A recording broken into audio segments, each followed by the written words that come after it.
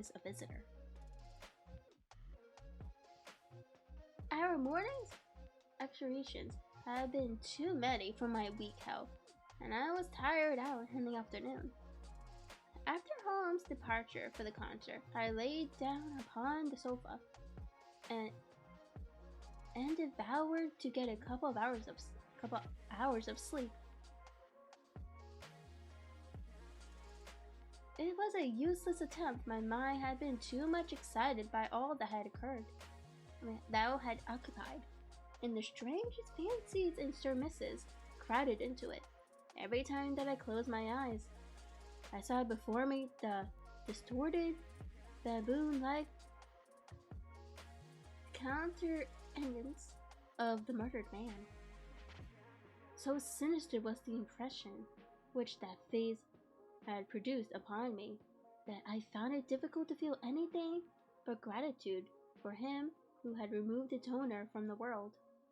If ever human features bespoke vice of the most elegant type, they were certainly those of Roach J. Drebber of Cleveland. Still, I recognized that justice must be done, and the depravity of the victim was no condonement in the eyes of the law. The more I thought of it, the more extraordinary did my companion's hypothesis that the man had been poisoned appeared. I remembered how he had sniffed his lips and had no doubt that he had detected something which had given rise to the idea. Then again, if not poison, what had caused the man's health? Since there was neither wound nor marks of strangulation, but on the other hand, whose blood was that which lay so thickly upon the floor? There were no signs of a struggle, nor had the victim any weapons with which he might have wounded an antagonist. As long as all these questions were unsolved, I felt that sleep would be no easy matter. Either for Holmes or myself, his quiet, self-confident manner convinced me that he had already formed a theory which explains all the facts, though what it was I could not for an instant conjure.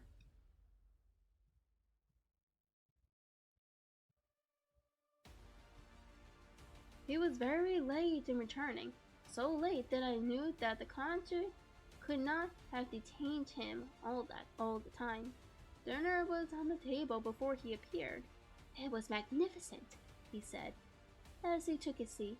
Do you remember what Darwin says about music? He claims that the power of producing and appreciating it existed among the human race long before the power of speech was arrived at. Perhaps that is why we are so subtly influenced by it. There are vague memories in our souls of those misty creatures when the world was in its childhood. That's rather a broad idea, I remarked. One's ideas must be as broad as nature, if they are to interpret nature, he answered. What's the matter? You're not looking quite yourself. This Vexside Road affairs has upset you. To tell the truth, it has, I said. I ought to be more hardened after my Afghan experience. I saw my own comrades hacked to pieces and mid-wand without losing my nerve. I can understand. There is a mystery about this which stimulates the imagination. Where there is no imagination, there is no horror. Have you seen the evening paper? No. It gives a fairly good account of the affair. It does not mention the fact that when the man was raised up, a woman's wedding ring fell upon the floor. And it's just as well, it does not? Why? Look at this advertisement, he answered. I had one sent to every paper this morning immediately after the affair. He threw the paper across to me, and I glanced at the place indicated. It was the first announcement in the found column in Vixen Road this morning. It ran, a plain gold wedding ring found in the roadway between the White Hart Tavern and the Whole Land Grove. Apply Dr. Watson, 221B Baker Street, between 8 and 9 this evening. Excuse me using your name, he said. If I use my own, some of those dunderheads would recognize it and want to meddle in the affairs. Mine is all right, I answered. But supposing anyone applies, I have no ring. Oh yes, you have, said he, handing me one. This will do very well. It is almost a facsimile. And who do you expect will answer this advertisement? Why, the man in the brown coat, our florid friend with the square toes. If he does not come himself, he will send an accomplice. Would he not consider it as too dangerous? Not at all. If my view of the case is correct, and I have every reason to believe that it is, this man would rather risk anything than lose the ring. According to my notion, he dropped it while stooping over Drebber's body and did not miss it at the time. After leaving the house, he discovered his loss and hurried back, but found the police already in possession. Owing to his own folly in leaving the candle burning, he had to pretend to be drunk in order to allay the suspicions which might have been aroused by his appearance at the gate. Now put yourself in the man's place. On thinking the matter over, it must have occurred to him that it was possible that he had lost the ring in the road after leaving the house. What would he do then? He would eagerly look out for the evening paper in the hope of seeing it among the articles found. His eye, of course, would alight upon this. He would be overjoyed. Why should he fear a trap? There would be no reason in his eyes why the finding of the ring should be connected with the murder. He would come. He will come. You shall see him within an hour. And then? I asked. Oh, you can leave me to deal with him then. Have you any arms? I have my old service revolver and a few cartridges. You had better clean it and load it. He will be a desperate man, and though I shall take him unawares, it is as well to be ready for anything. I went to my bedroom and followed his advice. When I returned with the pistol, the table had been cleared, and Holmes was engaged in his favorite occupation of scraping upon his violin. The plot thickens, he said as I entered. I have just had an answer to my American telegram. My view of the case is the correct one. And that is? I asked eagerly. My fiddle would be the better for new strings, he remarked. Put your pistol in your pocket. When the fellow comes, speak to him in an ordinary way. Leave the rest to me. Don't frighten him by looking at him too hard. It is 8 o'clock now, I said, glancing at my watch. Yes, it will probably be here in a few minutes. Open the door slightly. That will do.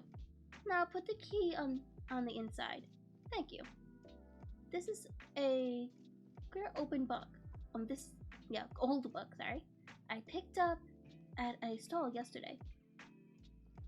De Jure Intergentis, published in Latin at Legion Lore Lands in 1642. Charles' head was still firm on his shoulders when this little brown-backed volume was struck off. Who is the printer? Philippe de Croix, whoever he may have been, on the fly-leaf in very faded ink in written ex libris. Galilei White. I wonder who William White was. Some Pacamental 17th century lawyer, I suppose. His writing has a legal twist about it. Here comes our man, I think.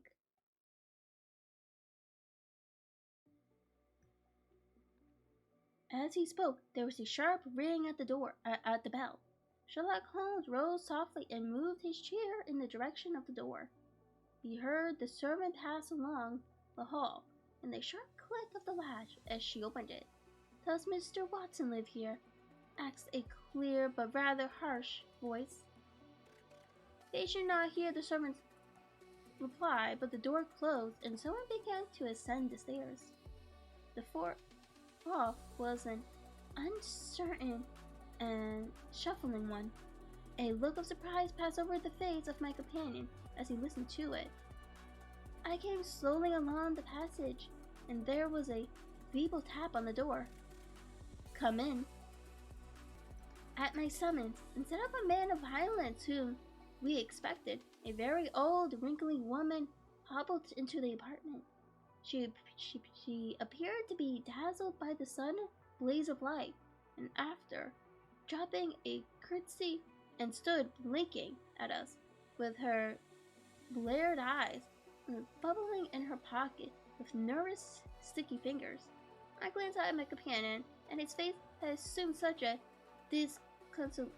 disconsolated expression that it was all I could do to keep my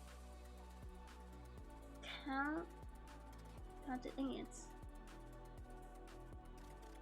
The old crone drew out an evening paper and pointed at our advertisement. It's this as has brought me, good gentleman," she said, dropping another curtsy. "A gold wedding ring in the Brixton Road. It belongs to my girl Sally, as was married only this time 12 months, which her husband is sworn abroad on Union Bowl, and what he say if he came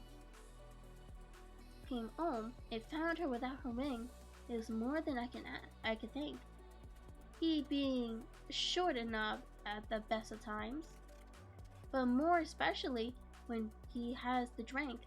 If it please you, she went to the circus last night along with—" "Is that her ring?" I asked. "The Lord be thanked!" cried the old woman. "Sally will be a glad woman this night. That's the ring." "And what may your address be?" I inquired, taking up a pencil. 13 Duncan Street, Houndsditch, a weary way from here." "The Brixton Road does not lie between any circus and Houndsditch," said Sherlock Holmes sharply. The old woman faced round and looked nearly at him from her little red-rimmed eyes. "The gentleman asked me for my address," she said. "Sally lives in a lodging at 3 Mayfield Place, Peckham." "And your name is?" "My name is Sawyer. Hers is Dennis, which Tom Dennis married her. And a smart, clean lad, too, as long as he's at sea, and no sward in the company more thought of. But when on shore, what's with the woman, and what's with liquor shops?" "Here is your ring, Miss Sawyer," I interrupted, in obedience to a sign from my companion. "It clearly belongs to your daughter, and I am glad to be able to restore it to the rightful owner." With many mumbled blessings and protestations of gratitude, the old crone packed it away in her pocket and shuffled off down the stairs. Sherlock Holmes sprang to his feet the moment that she was gone and rushed into his room. He returned in a few seconds, enveloped in an ulster and a cravat. "I'll follow her," he said heartily. "She must be an accomplice and will lead me to him. Wait up for me." The hall door had hardly slammed behind our visitor before Holmes descended the stairs. Looking through the window, I could see her walking feebly along the other side, while her pursuer dodged her some little distance behind. Either this whole theory is correct, I thought to myself, or else he will be led now to the heart of the mystery. There was no need for him to ask me to wait up for him, for I felt that sleep was impossible until I heard the result of this adventure. It was close upon 9 when he set out. I had no idea how long he might be, but I sat sturdily puffing at my pipe and skipping over the pages of Henry Merger's Vice de Mohammed. 10 o'clock passed, and I heard the footsteps of the maid that pattered off to bed. 11, and the more stately tread of the landlady passed my door, bound for the same destination. It was close upon 12 before I heard the sharp sound of his latch key. The instant he entered, I saw by his face that he had not been successful. Amusement and charging seemed to be struggling for the mastery, until the former suddenly carried the day, and he burst into a hearty laugh. I wouldn't have the Scotland Yarders know it for the world, he cried, dropping into his chair. I had chaffed them so much that they would never have let me hear the end of it. I can afford to laugh, because I know that I will be even with them in the long run. What is it then? Oh, don't mind telling a story against myself. That creature had gone a little way when she began to limp and show every sign of being footsore. Presently she came to a halt and hailed a four-wheeler which was passing. I managed to be close to her so as to hear the address, but I need not have been so anxious, for she sang it out long enough to be heard at the other side of the street. Drive to 13 Duncan Street, Hampstead, she cried. This begins to look genuine, I thought, and having seen her safely inside, I perched myself behind. After an art which every detective should be an expert at, well, away we rattled, and never drew rein until we reached the street in question. I hopped off before we came to the door, and strolled down the street. In an easy lounging way, I saw the cab pull up. The driver jumped down, and I saw him open the door and stand expectantly. Nothing came out though. When I reached him, he was groping about frantically in the empty cab, and giving vent to the finest assorted collection of oaths that ever I listened to. There was no sign or trace of his passenger, and I fear it will be some time before he gets his fare. On inquiring at number 13, we found that the house belonged to the respectable paper hanger named Keswick, and there no one of the name, either Sawyer or Dennis, had ever been heard of there. You don't mean to say, I cried in amazement, that the tottering, feeble old woman was able to get out of the cab while it was in motion without either you or the driver seeing her? Old woman be damned, said Sherlock Holmes sharply. We were the old woman to be so taken in. It must have been a young man, and an active one, too. Besides being an incomparable actor, the gave-up was immensible. He saw that he was followed, no doubt, and used this means of giving me the slip. It shows that the man we are after is not as lonely as I imagined he was, but has friends who are ready to risk something for him. Now, doctor, are you looking done up? Take my advice and turn in. I was certainly feeling very weary, so I obeyed his injunction. I left Holmes seated in front of the smoldering fire, and long into the watches of night I heard the melancholy wailing of his violin, and knew that he was still pondering over the strange problem which he had set himself to unravel.